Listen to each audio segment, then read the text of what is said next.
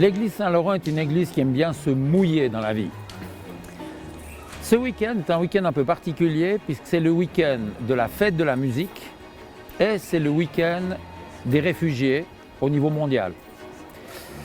Et on s'est posé la question comment est-ce qu'on allait célébrer ces week-ends.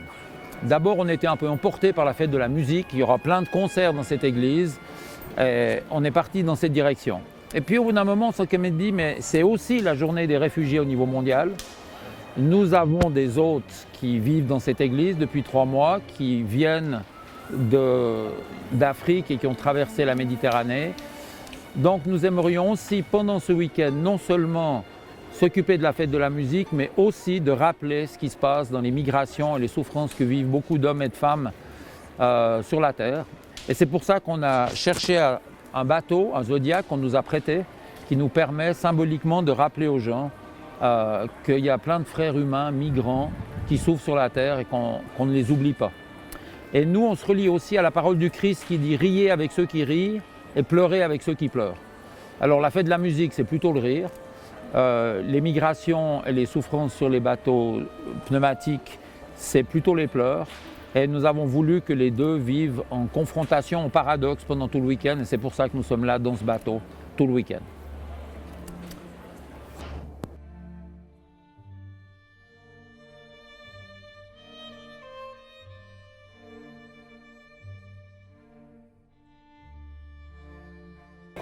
Par rapport au refuge Saint-Laurent, je pense que cette journée elle est importante, mais il ne faut pas qu'elle reste qu'une journée. Je pense qu'elle est là pour sensibiliser les personnes, que c'est une thématique qui est importante. Enfin, on voit en Suisse que le droit d'asile est en train de se réduire votation après votation et que au final ces migrants ils deviennent les boucs émissaires de toutes les personnes qui effectivement on dit souvent mais qu'est-ce qu'on fait pour les Suisses, mais je pense que la question elle n'est pas là. Je pense qu'est-ce qu'on fait pour la majorité des personnes et qu'il ne faut pas qu'on utilise ces boucs émissaires pour cacher les véritables problèmes. Enfin, il y a un mois on a vu des statistiques en Suisse, on a 1% de la population qui contrôle 98% des richesses, donc on voit que la richesse on l'a, il faut juste aller la chercher là où elle est actuellement et je ne pense pas que ces migrants soient la cause de tous nos problèmes.